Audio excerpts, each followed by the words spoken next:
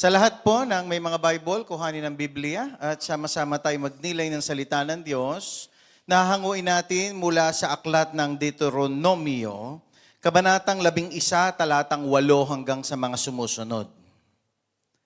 Deuteronomy chapter 11, verses 8 up to the following. Ang may pandinig ay makinig. Kailangang sundin ninyo ang lahat ng utos niya na ipinaaalala ko sa inyo ngayon para magkaroon kayo ng lakas sa pagsakop sa lupaing tinutungo ninyo. Sa gayon, mabubuhay kayo ng matagal sa lupaing ipinangako ni Yahweh sa inyong mga ninuno at sa kanyang magiging lahi. Ang lupaing sagana sa lahat ng pangangailangan. Ang lupaing titirhan ninyo ay tulad ng lupaing iniwan ninyo sa Ehipto. Doon, ang hinahasikan ninyo ay kailangang diligin tulad ng hardin. Ngunit, ang lupaing pupuntahan ninyo ay laging inuulan. Maraming burol at malawak ang mga kapatagan. Ang lupaing yon ay inalagaan ni Yahweh, tinitingnan sa lahat ng sandali.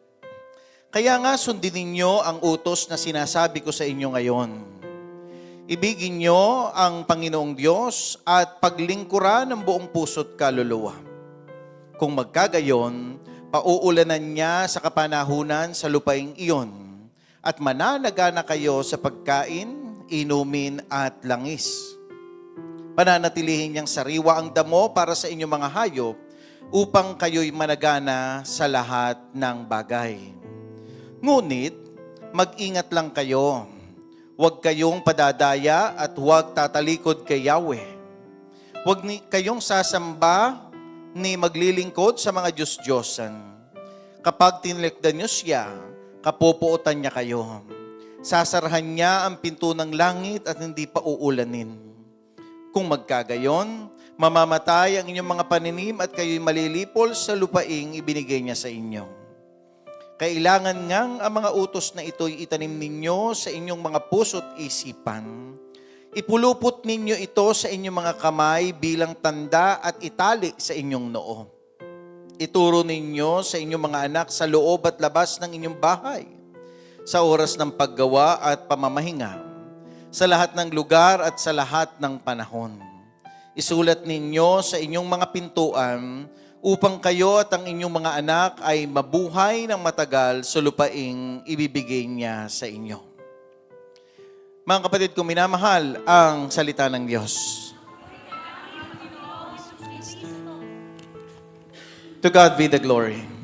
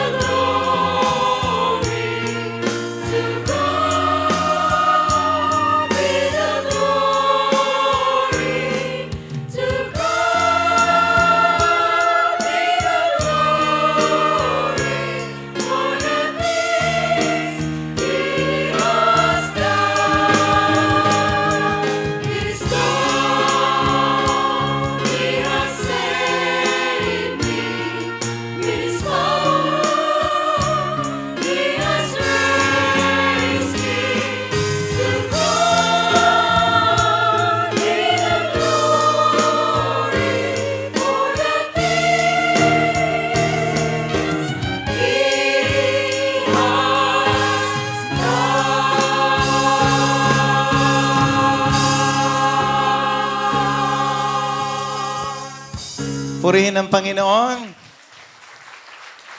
Makakaupo na tayo.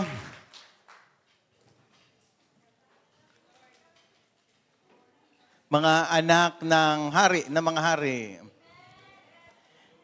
So, itong week na ito ay sineselebrate natin ang kapistahan ni Kristong nagahari sa ating mga buhay. Kaya nga kanina, pagdaan ko dyan sa ibaba, nakita ko lumabas ang misa. Mga bata may mga koronang suot. Halos lahat ng bata ay may corona, sabi ko. Naiintindihan kaya nila kung bakit sila nagse-celebrate ng Christ the King? O akala lang nila ang pagiging hari ay pagpuputong ng corona sa ulo? So, ang ating pong mabuting balita ngayon na binasa, ang salita ng Diyos, ay ukol sa mga pagpapala ng Panginoon. So, ito po ang mga biyaya na ibinibigay niya sa mga taong nagmamahal at sumusunod sa Kanya, at sumpa naman din doon sa mga tumatalikod at hindi tumatalima sa Kanya. So, ang nais ko pong bigyan natin ng pansin sa haba-haba ng ating binasa ay yung sinabi ng Panginoon na sinasabi ko sa inyo, ibigin ninyo ang Panginoong Diyos at paglingkuran ng buong puso't kaluluwa. Noong mga nakaraang araw, nagkaroon po kami ng workers formation at ito po ang aking iniwan sa kanila. Ang pagmamahal sa Diyos, ang paglilingkod sa Kanya ng buong puso at kaluluwa. Naniniwala ba kayong lahat tayo ay may kakayahang maglingkod sa Panginoon? Naniniwala ba kayong bawat isa sa atin ay binibigyan ng pagkakataong magmahal sa Diyos? Bakit tayo binibigyan ng pagkakataon? Sapagkat ganun pa rin tayo kamahal ng Diyos. Kung paano natin minahal ang Diyos, 10 times ang pagmamahal sa atin ni Yahweh El Shaddai. At yung pagmamahal na iyon, hindi nagbabago yun kahit na tayo ay nagbabago. Sa loob ng isang araw, ng oras, marami tayong pagbabago. Sapagkat ang pagbabago ay nagaganap sa panahong hindi natin inaasahan. Kahit nga ang ugali, di ba? Ngayon, ang bait-bait mo. Mamaya may nakita kang hindi mo nagustuhan, magagalit ka na. Amen? Amen? Now, bawat nagmamahal sa Panginoon at naglilingkod sa Diyos ay kailangang magmahal ng buong puso't kaluluwa. Pag sinabi nating minamahal mo ang Diyos ng buong puso, ang pagmamahal na ito ay walang sukatan. Sapagkat ang pagmamahal at pag-ibig sa atin ng Diyos ay wala ding sukatan at hangganan. At ang Diyos noon, siyang Diyos ngayon at Diyos magpakailanman, ang pagmamahal ay panghabang panahon at hindi nagbabago. Amen? Amen? Madalas po sa gawain ni Yahweh El Shaddai, kinakanta ng mga anak ng Diyos, yung kantang, ang buhay ng Kristiyano ay masayang tunay.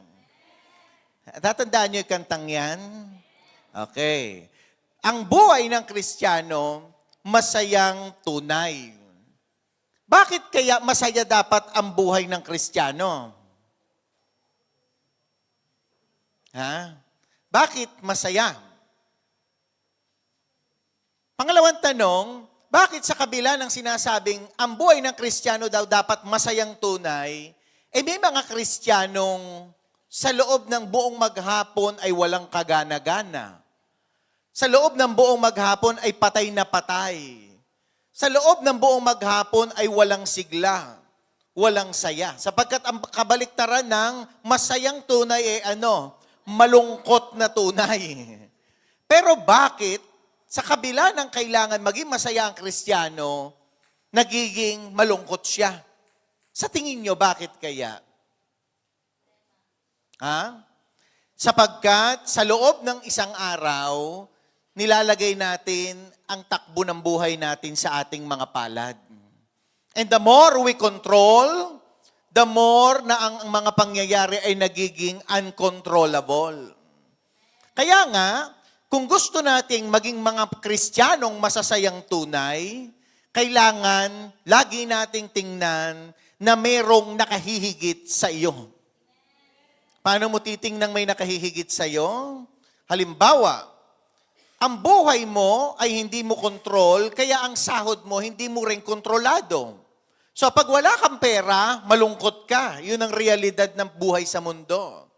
Pero ang buhay ng Kristiyano na masayang tunay, tinitingnan mo na sa kabila ng kawalan mo ng pera, may mas mahigit pang mga wala kaysa sa iyo.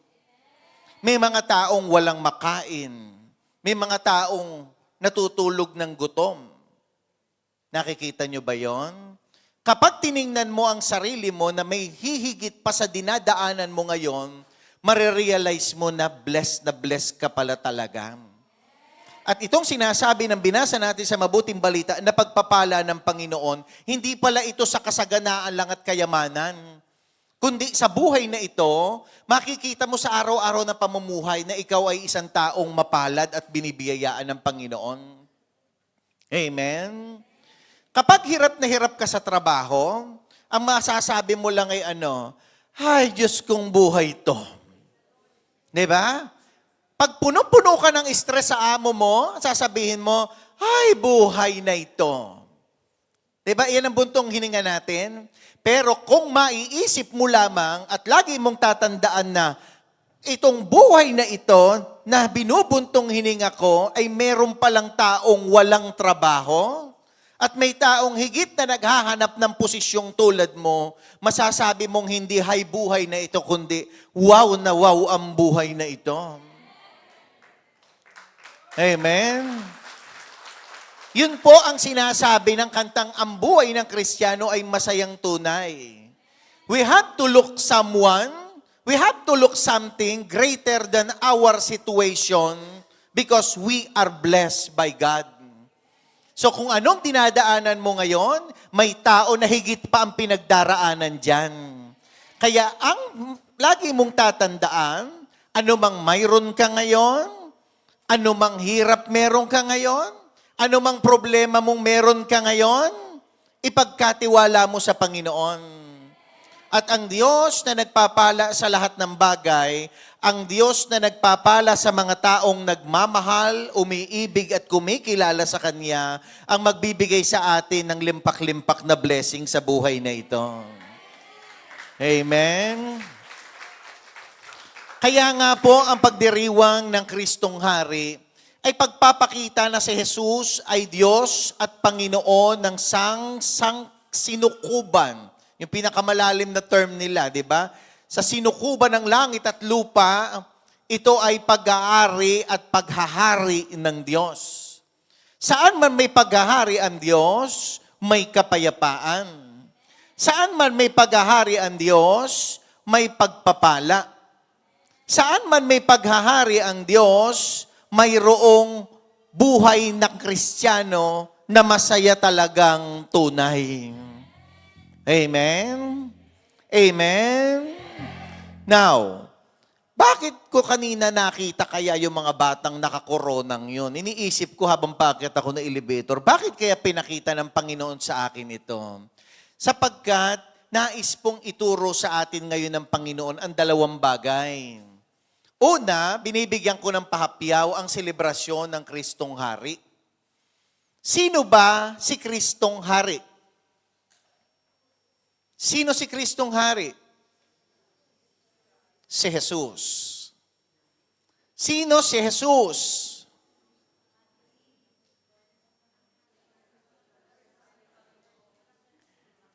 Brothers and sisters, lubusan po nating mauunawaan kung sino si Jesus, kung mauunawaan natin kung sino ang mga taong mahihirap.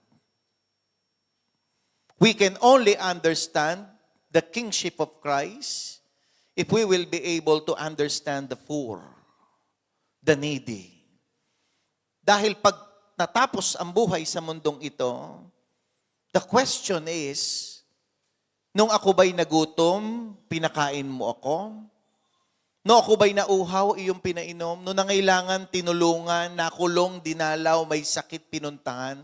That is the question that the God will ask to us. Doon tayo magsusulit.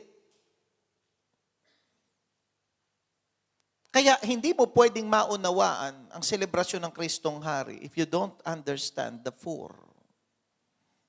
Now, the question is, paano mo mauunawaan ang mga mahihirap? You will only understand the poor if you will become friends with the poor. Hindi mo mauunawaan ang isang tao kung hindi mo kilala ang buong buhay niya dahil hindi mo siya nakasama. Maari nyo kong i-judge kung ano nakikita nyo sa akin ngayon. Maari nyo kong i-judge sa mga reactions ko, sa mga hindi nyo gustong sinasabi ko, sa mga hindi nyo gustong ginagawa ko. You can judge me. Pero, ang talaga lamang makapaghuhusga sa akin at masasabi kung sino talaga ako ay yung taong lagi kong nakakasama. Yung mga taong nagiging kaibigan at bahagi ng buhay ko. Ganon din po sa mahihirap. We can be friends with the poor, we will understand the poor. Hindi mo po pwedeng maunawaan ang mahirap kung ikaw mismo hindi naging mahirap. Naging mahirap ba kayo?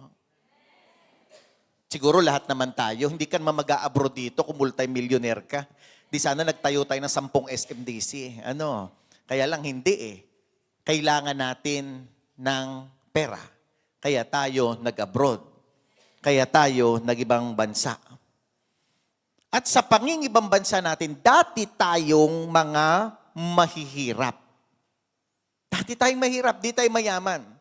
Pero tanggapin at hindi ang katotohanan na marami ang dating mahirap na nagkapera pero ngayon hindi kayang tumingin sa mahirap. Maraming nagkapera na hindi na kayang unawain kung sino yung totoong mahirap. Sa madalit sabi, nagiging madamot sa mahirap. At minsan, yung taong nagiging madamot sa mahirap, ikaw yun at ako. May isang pagkakataon po na kami kumain sa KFC na may isang humihingi ng tulong at isa sa mga kasama ko po ay hindi naabutan sapagkat nagdalawang isip. So balit, nung bumalik siya, wala na yung humihingi ng tulong sapagkat nakonsensya siyang bigyan. Sa tindi po ng pangungonsensya ko, halos di siya nakakain sa KFC. Kasi sabi ko, ikaw kumakain ka 3 beses isang araw. Tapos, yung humihingi ng tulong, di mo man lang inabutan kahit 10. Hindi siya nakakain. Ang sarap ng pagkain, nakaubos ako siya, di niya maubos, umiyak pa. Mukha ng manok na ganun. Bakit siya nalungkot? Sapagkat na-realize niya, oo nga. Kasi kung mahirap ka, mas mahirap sa'yo yun. Alam niyo po ba, napakahirap yung lumapit at humingi ng tulong? Totoo yun. Yung mangutang nga, hirap na hirap ka kung anong dialogue ang sasabihin mo eh. Diba? Yung pang humingi ka ng tulong dahil walang-wala ka. Kaya nga po, ang ministry ng Panginoon ay hindi lamang ministry ng pag-aaral ng salita ng Diyos. Hindi ka po pwedeng lumakad sa kabanalan at katwiran ng Diyos na hindi mo naiintindihan na dapat kang tumulong at magmahal sa mga mahihirap. Hindi ka lubusang magiging totoong Kristiyanong masayang tunay kung hindi ka magmamahal at titingin sa mga nangangailangan. Hindi mo po pwedeng sabihin, ibigin mo ang Diyos at paglingkuran ng buong puso at kaluluwa kung pag may lumapit sa iyo ay iyong tatanggihan. Bakit? Kasi ang ugali ni Kristo hindi tumatanggi sa lumalapit sa Kanya. Kaya nga po, sa gawain na ito, iminulat ko po kayo na hindi lamang tayo nag-aaral ng salita ng Diyos, kundi nagbibigay din tayo ng tulong sa mga nangangailangan. How many times na pag may mga umuuwing kapatiran, isinasama ko kayo sa bataan at na-experience nyo kung paano tayo mag-outreach. Why? Because we want to become friends with the poor.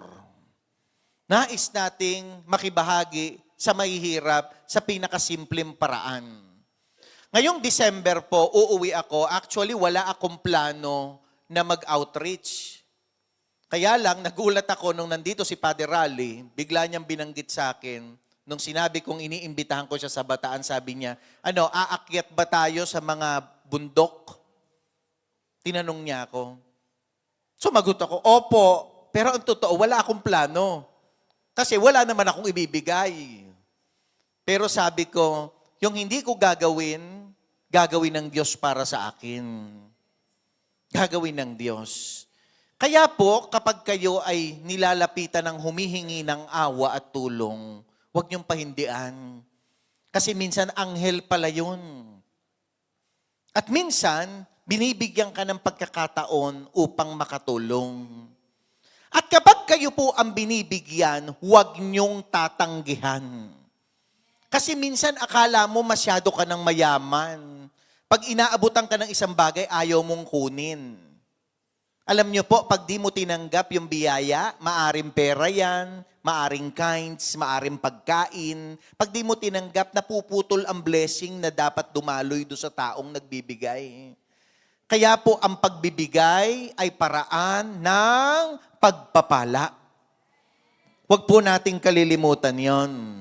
At kapag tayo po ay pumanaw na sa buhay na ito at haharap sa hari ng mga hari, tatanungin niya tayo, anong pagmamahal ba ang iyong naipuhunan? Ano ba yung pag-ibig na iyong ibinigay sa mga mahihirap? Kaya lagi niyong tandaan, Jesus, the King of the whole universe, the King of heaven and earth, is the poor. Sila yung mga mahihirap. Alam niyo po, pag may taong nangangailangan din ng tulong sa trabaho ninyo, tulungan ninyo. Basta may lumapit, kahit payo pa ang hinihingi niyan, payuhan nyo. Huwag nyo lang papayuhang magpakamatay.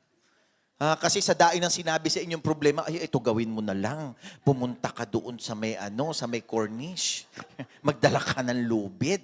Tali mo sa pamingwit. Huwag niyong papayuhan magpakamatay. Tandaan po natin, pag tayo po ay nawala na sa mundong ito at humarap tayo kay Yahweh El Shaddai, mayroon tayong dokumentong ihaharap sa langit. At ano yon? Kailangan pagharap mo sa Diyos, meron kang endorsement letter galing sa mga poor. Kapag wala kang endorsement letter galing sa mga poor, sasabihin sa iyo ni Lord, hindi kita kilala. So we cannot travel to heaven when we do not have the endorsement letter. Kaya yung pagtulong, endorsement yan. Sabi nga ni Wilma Dasent, pamasahe yan sa langit. Pamasahe yan. Pero dahil tumulong ka, mapupunta ka ng langit? No. Paano ka mapupunta ng langit? It's only by the grace of God. Pero ang fruit, ang bunga na mga pupunta sa langit ay mga taong mapagbigay. Mga taong matulungin. Mga taong ang hari ay ang mga naghihirap at nangangailangan. So una, sinabi ko sa inyo, we need to be friends with the poor. Ikalawa, para tayo ay makarating kay Yahweh El Shaddai at maibig natin siya ng buong puso, paglingkuran siya, anong gagawin natin? Kailangan may endorsement letter tayo mula sa mga mahihirap. At ikatlo, we have to be forgiven by the poor. Kailangan tayong mapatawad ng mga pinagkasalahan natin. Ilan po sa atin ang hanggang ngayon mayroon pa ring kasalanan sa kapwa-tao niya na hindi niya naihihingi ng tawad? Hindi ko na ipapataas ang kamay.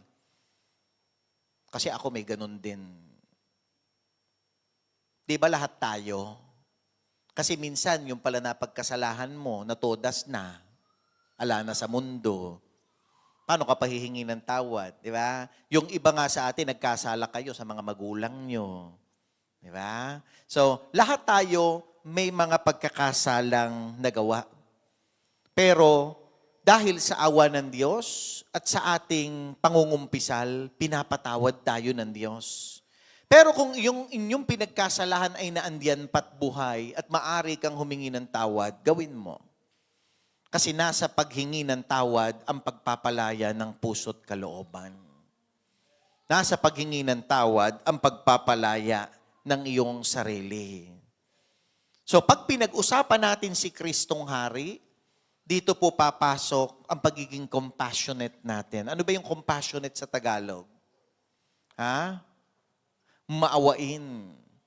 Isa yan sa mga works of mercy.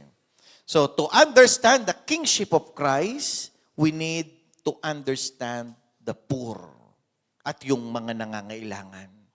At kapag naunawaan nyo yun, naunawaan natin yun, tinitiyak ko sa iyo kapatid ko kay Kristo, masaya ang magiging buhay ng Kristiyano natin. Amen? Kaya sabi doon, paglingkuran nyo, pang-apat na beses kong babanggitin ngayon, paglingkuran nyo ang Panginoon ng buong puso at kaluluwa. Kung magkagayon, anong sabi ng Bible? Pagpapalain niya kayo saan man kayo makarating. Saan man kayo pumunta. So, ang paglilingkod at pagmamahal sa Diyos ay isa pong malaking desisyon sa buhay. Kaya nga sabi doon sa verse 26, sa araw na ito, itinakda ko sa inyo ang pagpapala at sumpa. Pagpapalain daw tayo kapag susunod nyo ang kanyang mga utos. Ngunit susumpain niya kayo kung hindi ninyo ito susundin. At ang pagpapala po ng Panginoon, ang kasama nito ay proteksyon. Proteksyon saan? Proteksyon sa lahat ng bagay. Iingatan, ililigtas tayo ng Panginoon, gaya ng pangako niya sa Salmo 91 na ating covenant prayer. So, may benepisyo pala ang pagsunod sa Panginoon. Kung kayo po ay may SSS, pagdating ng araw, magbe-benefit ka. May makukuha ka kahit papano. Bakit ka may makukuha? Kasi nagtanim ka. Kung wala kang ibinigay, wala kang tatanggapin. Kung wala kang itinanim, wala kang aanihin. Now, sino ang mga taong pinagpapala ng Panginoon? Ito po yung mga taong may pagtingin sa salita ng Diyos, ang taong may relasyon sa Diyos, at mga taong kinikilala ang mahihirap bilang si Kristong ating Panginoon. Now, the question is, ang buhay mo ba ngayon ay nagmamahal sa Diyos? Tanungin mo nga ang katabi mo, nagmamahal ka ba sa Diyos? Anong sagot niya? Sigurado kaya? So, paano mo minamahal ang Diyos? Mahal mo ba ang Diyos kapag may tumawag sa iyong kamag-anak na humihingi ng tulong dahil nasa ospital at di mo pinadalan? Sabi niya, oo nga. Mahal mo kaya ang Diyos kung yung katrabaho mo, bahong-baho ka talaga sa amoy niya, gusto mong iwasan? Oh? Mahal mo kaya talaga ang Diyos kung ang mga tao sasabihan mo na mga bibig amoy sewage? Di ba? Mahal na mahal mo kaya ang Diyos.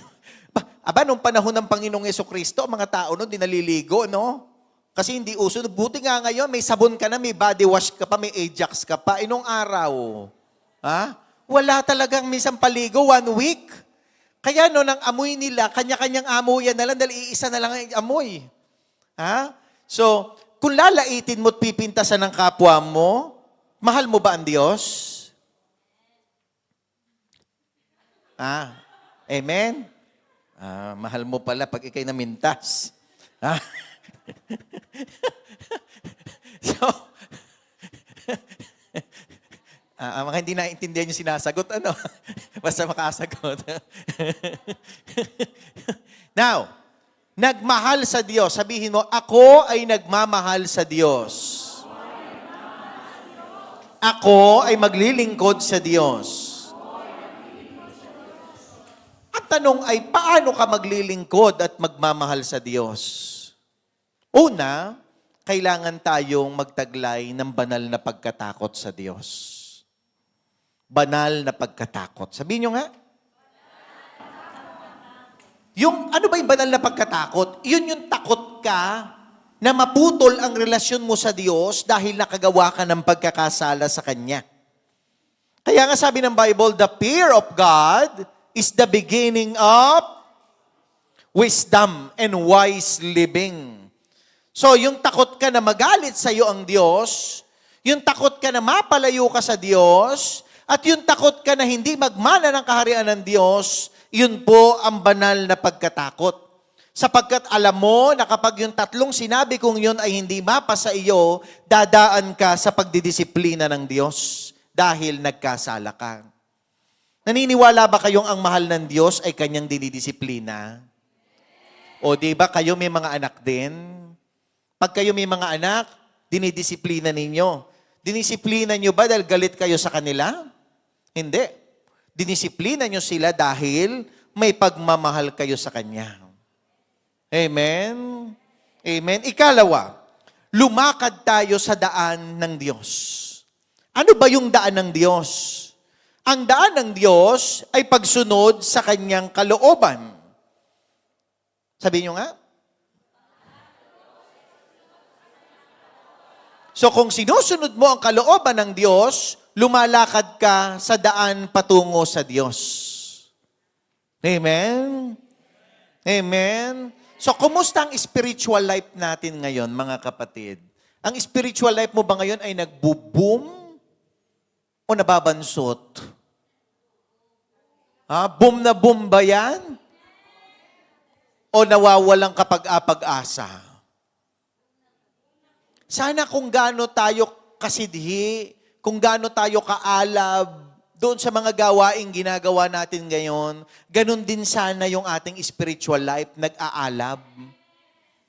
Papalapit na po tayo sa 15th anniversary. Katapusan na ng kalendaryo ng simbahan. Pero ikaw, wala pa ring change. Bakit di natin ibigay ang araw na ito sa Diyos? Bakit di kayo natin ibigay ang Paskong ito para sabihin natin, Lord, ang tagal ko nang gustong mag-serve sa iyo, sige na nga, ngayon eto na ako, ibibigay ko na. Diba? Ang sarap sigurong magkaroon din tayo ng regalo sa Diyos, hindi yun tayo lang ang laging nireregaluhan ng Diyos. Amen? At higit sa lahat, mga kapatid ko kay Kristo, palagian po tayong magkaroon ng ugnayan at pakikipagkwentuhan sa Diyos. How do you tell your story to God? How do you say something to God? Through prayer. Alam niyo po, ang dalangin ko at ang wish ko na ang mga anak ni Yahweh El Shaddai, pagpasok ng 2025, lahat maging mga madadasalin. Ang wish ko sa Panginoon, lahat ng anak ni Yahweh El Shaddai, maging active sa pag-attend. Ang wish ko sa mga anak ni El Shaddai, yung nag-aalab talaga yung kanilang pananampalataya. Ang wish ko sa mga anak ni Yahweh El Shaddai, yung hindi laging iyak ng iyak kasi talo na ng mga problema, kundi ngayon mga mananagumpay. Ang wish ko sa mga anak ni El Shaddai na sana wala nang dadaing na wala tayo, no? Lahat meron. Amen? At sana ang wish ko sa mga anak ni Yahweh El Shaddai, maging matulungin sa mga mahihirap. Mina sa dulo. At ikatlo, paglingkuran daw ang Diyos ng buong puso at kaluluwa. Ilang beses ko sinabi yan? 5 times. Now, paano paglilingkuran? Ang paglilingkod at pagmamahal sa Diyos ay nakaugat sa ating pananampalataya sa Diyos. Kasi kung hindi nating lubusang kilala si Yahweh El Shaddai, hindi mo naman siya mamahalin. Hindi mo siya paglilingkuran kasi hindi mo naman siya lubusang kilala eh. Pero dahil nagpapakilala sa atin ng Diyos every week na nandito tayo, mapalad tayo. At sinasabi ng Panginoon, lumapit kayong lahat sa akin. Kayong lahat na nandito, lumapit. At alam ko kaya tayo nandito kasi may gusto tayong ilapit sa Diyos. May gusto ka bang ilapit? Sino ang ilalapit mo? Sinong ilalapit? Siyempre, ilalapit mo sarili mo. Kaya ka nandito, sapagkat ilalapit mo ang sarili mo, at dahil inilapit mo ang sarili mo, ilalapit mo rin ang ibang tao para mapalapit sa Diyos. So, upang pagpalain Upang tumanggap ng mga biyaya ng Diyos, kailangan natin ang pagdedesisyon. Sino dito ngayon ang masasabing ang dami na niyang biyayang tinanggap sa Panginoon? Tingnan ko nga. Yung pinakamarami talaga. Dami, no? Minsan, iyan yung karamdaman na niligtas tayo, tulad ng nangyari sa akin. 'Di ba? Ang kala mo matutudas ka na, binuhay ka pa. Ang daming ganyan dito. Na ngayon, kahit nag-i-struggle, lumalabang ka sa sakit, pero still buhay ka pa. Hindi ba blessing yon? So, para maging Kristiyanong masayang tunay na pinagpapala ng Diyos, tingnan mo ang sarili mo na may mas mataas ang pinagdadaanan sa'yo. There is someone greater than you. Diba? Parang nga masamba mo ang Diyos, titingnan mo ang sarili mo, you have to magnify yourself. Kaya may kantang magnify the Lord. Diba? Pag dinaan mo ang magnifying glass, may pampaliit, may pampalaki. Pag minagnify mo ang Diyos, makikita mo siya na mas malaki siya kesa sa'yo. At mas malaki ang kayang gawin ng Diyos kesa sa atin. So kanino pa tayo lalapit? Kanino pa tayo magtitiwala? Ay di doon sa makakatulong sa atin. Kaya nga po, dalangin ko sa araw na ito, na lahat ng kahilingang itataas natin, lalo na't ito'y panalangin sa mga nangangailangan ng tulong, mga naghihirap dahil dinaanan ng mga kalamidad, mga bagyo sa Pilipinas, at mga kamag-anak natin at mga mahal sa buhay na may karamdaman, nawa hilumin lahat ng Panginoon. Hiluming lahat ng Diyos. Naniniwala kayo, hihilumin sila ng Diyos? Totoo yan. Sapagkat ang Diyos, hindi bingi. Ang Lord, matalas ang pandinig. Kung ikaw bingi, ang Lord hindi, matalas. Bakit kayo may mga dalang bituin? Kanina ko pa nakikita yung mga bituin na yan. Bakit kayo may dalang bituin? Ha? Bakit kayo may dalang bituin? Mali. Anong secret? Ang sagot kasi, magpapasko na. Kailan ka ba nagdadala ng bituin? Sige nga. Kailan kayo nagsasabit ng parol na bituin? Di ba pag magpapasko, nagsabit ka ba niyan sa mahal na araw? Napakasimple ng tanong ko, surprise ang sagot. Ba't ka may bituing dala? Ay di magpapasko na. Kaya ikaw ay may bituin. Amen? Amen? So, anong aral sa araw na ito? Sigaw ninyo.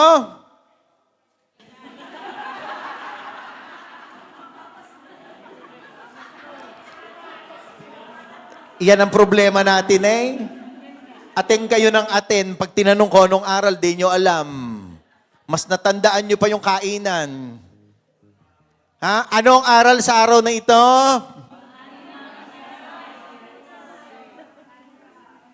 Ano? Mahalin ng Diyos ng buong puso at paglingkuran siya. At ano yung aral naman na ang araw din na ito? Ang pagmamahal at paglilingkod sa Diyos ay pagmamahal kay Kristong Hari na sumasagisag sa mga taong mahihirap. Yun lang yun. Kaya pinagdugtong ko yung pagmamahal sa Diyos sa pagmamahal sa kapwa. Kasi ang kabuuan ng salita ng Diyos is mahalin ng Diyos at mahalin ng kapwa. Hindi bituin. Hindi secret. Ha? Tumayo na tayo. Bilis ano? Kasi papasok pa lang ako kanina, binabalaan na ako eh. Mama, bilisan mo ha, 11:15 na. Aba, makasalanan ko ba nag-11:15? Kaya sige na, sabi ko, pakakahabain pa natin. Simple lang naman ang aral ngayon. Ano ang aral ngayon?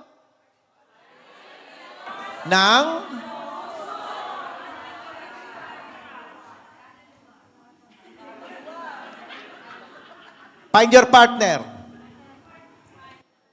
Find your partner.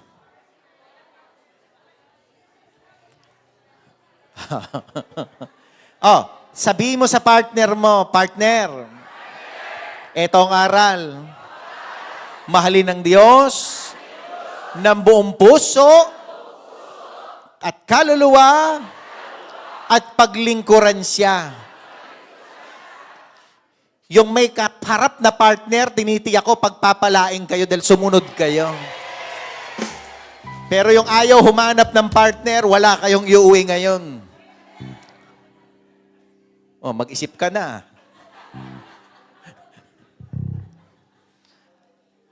Harap kayong 5. Yan. Harap. Hawak-hawak kayo ng kamay. Kayo, wala kayong kapartner? Meron na. Sabi mo, partner, ang aral ngayon, mahalin ng Diyos ng buong puso at kaluluwa at paglingkuran siya tulad ni Kristong Hari na larawan ng mga mahihirap. Ulit, isa pa. Partner, sige, sabihin yung diretsyo. Ang aral ngayon ay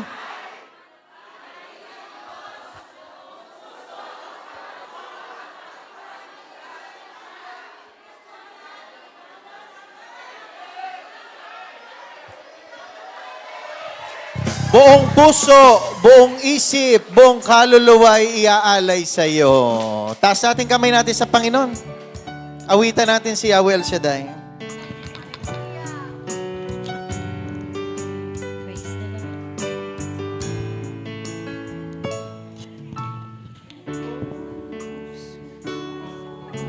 Buong isip, buong lakas, iaalay sa'yo.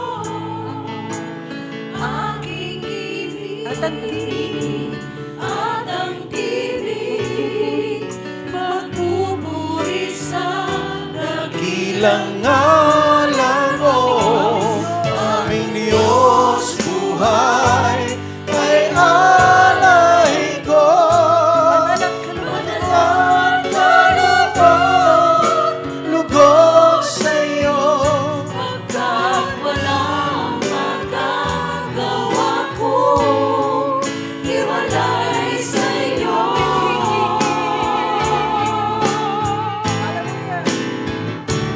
Ang mithi ng aking puso ay manatili sa kalooban mo, O Jesus, sambahin ang ngalan mo. Now, umisip tayo ng mga taong nais nating itaas sa Panginoon habang nakapita ating mga mata. Sino yung mga taong sa tingin ninyo ay nangangailangan na higit ng awa at tulong ng Diyos better than yourself? Sipin natin at banggitin natin sa Panginoon ang ating panalangin para sa kanila. At sabihin natin sa Panginoon na Lord, ito yung mga taong nais kong itaas sa iyo sapagkat sila yung mga taong may higit na pangangailangan kaysa sa akin. At hayaan nating ang Diyos ang duminig sa ating panalangin sa araw na ito. Sige, isipin nyo lahat at sambitin nyo sa Panginoon ang pangalan nila.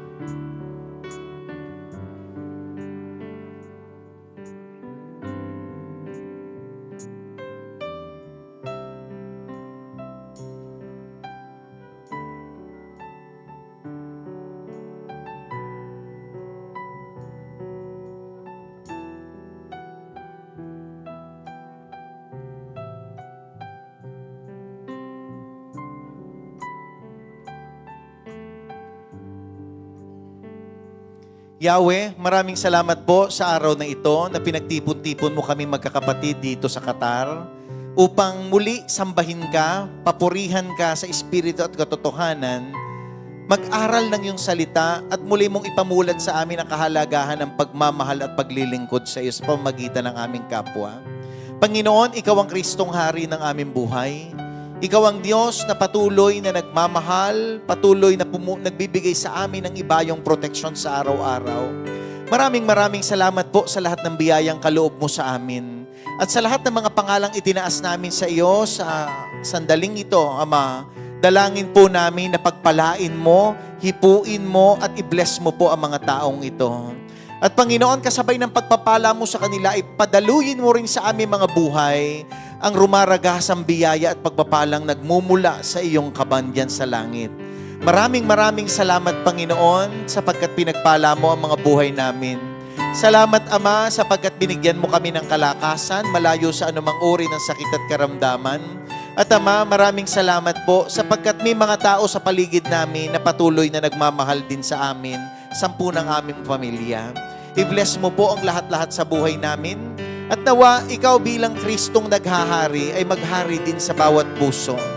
Maghari ka sa bawat isa. At Panginoon, dinadalangin naming tulungan mo ang mga taong nangangailangan ng iyong habag at awa. Lalo po yung mga taong dumaan sa matatinding kalamidad sa aming bansa sa Pilipinas. Lord, hindi po maliit ang kamay mo at alam naming aabutin mo sila sapagkat sila iyong minamahal. Panginoon, iparanas mo sa amin ang pagpapala upang kami makapagpala din ng iba. Pagpalain mo ang aming mga buhay upang maibahagi namin ang biyaya ng iyong pag-ibig. Maraming salamat, Ama. Sa umagang ito, binabalik namin sa iyo ang papuri, pagluwalhati at pagdakila sa pangalan ng Panginoong Jesucristo. Everybody say, Amen. Amen. Amen. Kuhanin ang mga prayer requests. Nais natin itaas sa Panginoon.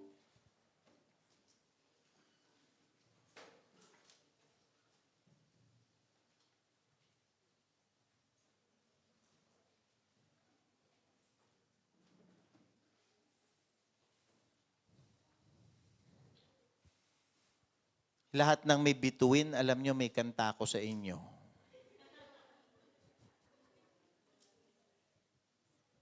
Hulaan nyo ko ano.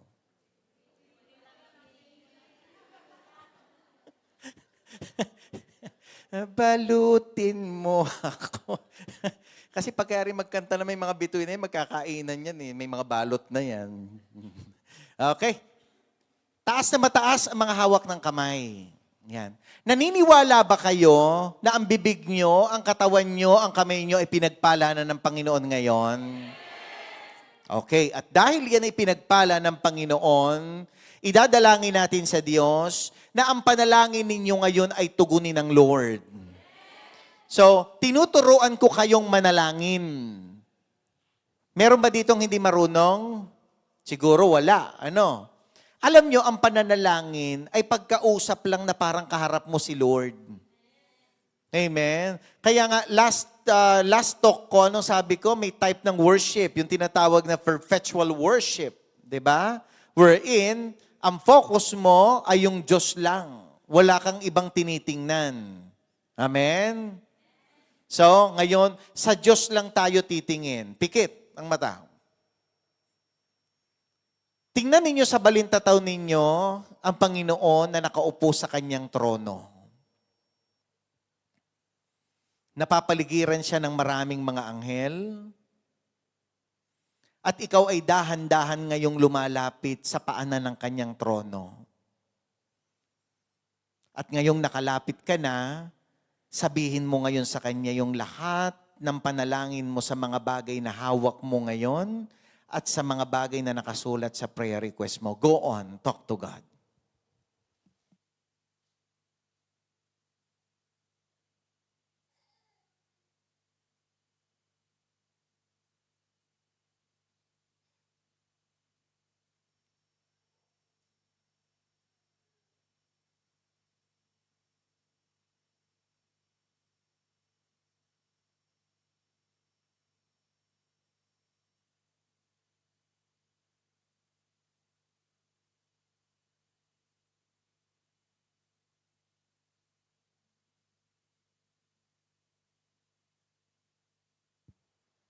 Sabay-sabay natin sabihin, salamat Ama Salamat, Ama, sa pagpapala mo sa buhay ko sa buhay ko.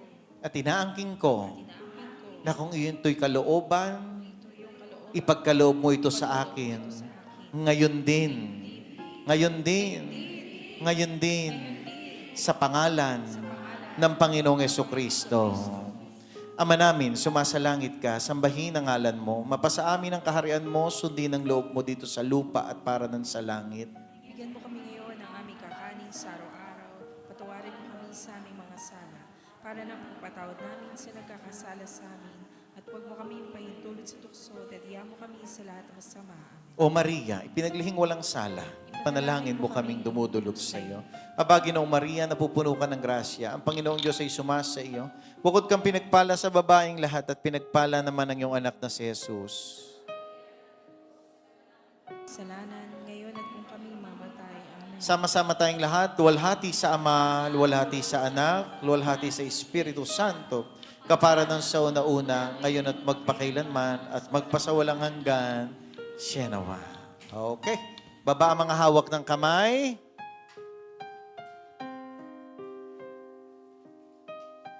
Sabihin niyo, salamat sa Diyos. Pinagpala ako ngayon. Sabihin niyo 3 beses, salamat sa Diyos. Pala ako ngayon. Pala ako ngayon. Palakpakan natin ang Panginoon. Oh, yung nakatanda, ano ang aral ngayon?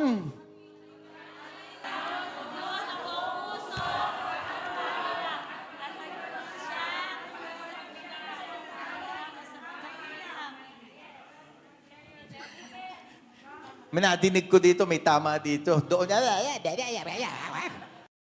ay, di naman tindihan yung dulo. Okay. So, lahat ng masasayang Kristiyano, sumayaw sa Panginoon. Ang buhay ng Kristiyano. Hallelujah. Amen. Pagpuri ang mga anak ni Yahweh Shaddai. Praise the Lord. Buhay ng Kristiyano. Masayang tunay. Masayang tunay. Buhay ng Kristiyano ay masayang tunay. Kanina pa kayo, ha? Masayang tunay. Ang buhay ng Kristiyano ay masayang tunay, masayang tunay. Akapela na lang. Ang buhay ng Kristiyano ay masayang tunay, masayang tunay. May lakas sa aking kamay na nagbibigay buhay. Nagbibigay buhay. Nagbibigay buhay. May lakas sa aking kamay na nagbibigay buhay. Si Kristo ang aking buhay. Ang buhay ng Kristiyano ay masayang tunay. Masayang tunay. Masayang tunay. Ang buhay ng Kristiyano ay masayang tunay. Masayang tunay. May lakas sa aking balikat na nagbibigay buhay. Balikat, lakas sa Nagbibigay balikat. buhay. Nagbibigay buhay. May lakas sa aking balikat na nagbibigay buhay. Sino? Si Kristo ang aking buhay ng buhay. Kristiyano. Ang buhay ng Kristiyano ay masayang tunay. Masayang tunay. Masayang tunay. Ang buhay ng tunay.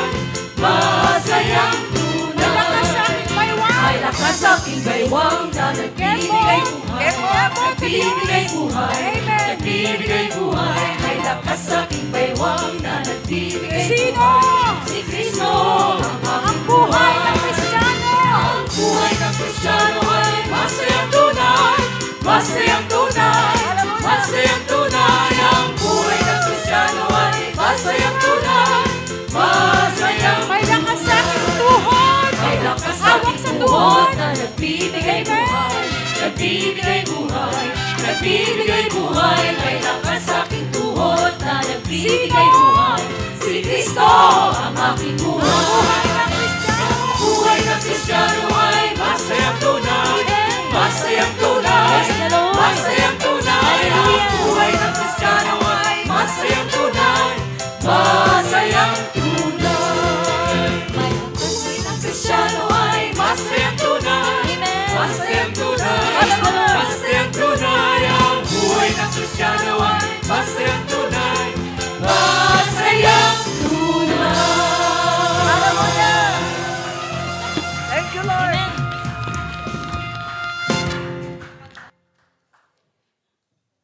Sige na, mga.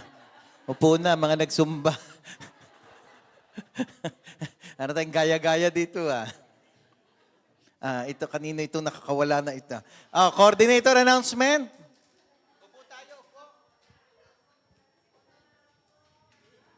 Salamat po, Brother Ron, sa mabuting balita. Mga kapatid, saglit lang po ito. Announcement po ay sa November 29 po, meron po tayong Local World Youth Day at ang ating po mga youth dito sa ating gawain ay kasama sa gagawin. Mag-support po tayo. At December 13 po, yung ating Christmas celebration. At ito po ay meron po tayong raffle donation from each council members and leaders. Ngayon po, open din po ito para sa atin kung sinong gustong mag-donate ng paparaffle natin na ticket. Tapos, paparaffle na regalo. And then, meron po tayong exchange gift. Kung gusto ninyong sumali, 20 reals po ang minimum na regalo. Pero kung gusto nyo over than 20 reals, ay salamat po. And then, meron po tayong potluck per ministry po ang potluck natin. At kung wala po naman po kayong ministry at kayo attender dito, kung gusto niyo po magkaloob, ay ibalik sa inyo ng Panginoon ng siksikliglig at umaapaw. At ganon din po, sa December 15, Simbang Gabi, mayroon, tayo po ay hinihingaan ng 15 ushers, mga volunteers. So, ang magli-lead po nito, ang magiging coordinator po ay si Brother Ervin. Kaya lumapit po kayo sa kanya kung gusto po ninyo magpalista as usher sa Simbang Gabi o kay Sister Carmela din po, kung wala si Brother Ervin. And then, nurses din po, meron din po tayong usher, pero alam ko meron na si Sister Carmela. Kaya, yun na po. At maraming salamat po. Tayo po ay magsipaghanda na ang ating mga bulsa at mayroong mga ngaruli sa atin. Salamat po.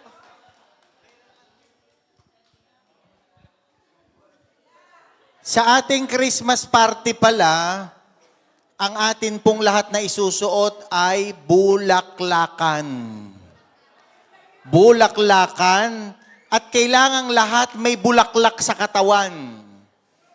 Kahit isang bulaklak, basta kailangan mayroong dalang bulaklak. Plastic man yan o totoo, basta damit bulaklakan. Kasi mag-headdress kayo ng puro bulaklak, nasa sa inyo yon. Basta tayo, bulaklakan. Okay? Anong gagawin nila? Siguraduhin nyo matatalo nyo kami last week, ha? Confirm?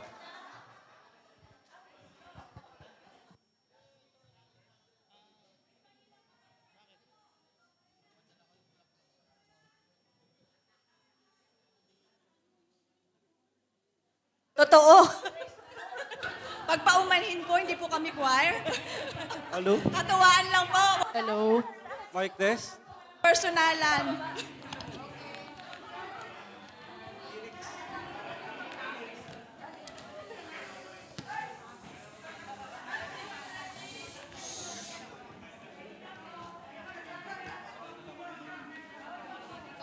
Hello.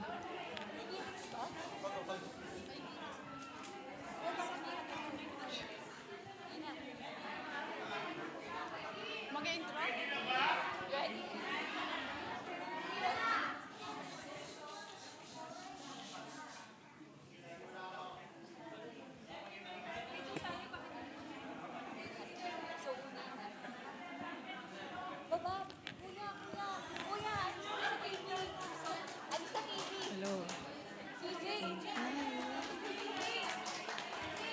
Oh, para at least hindi nyo masyadong marinig ang pagkakala. Hello, hello.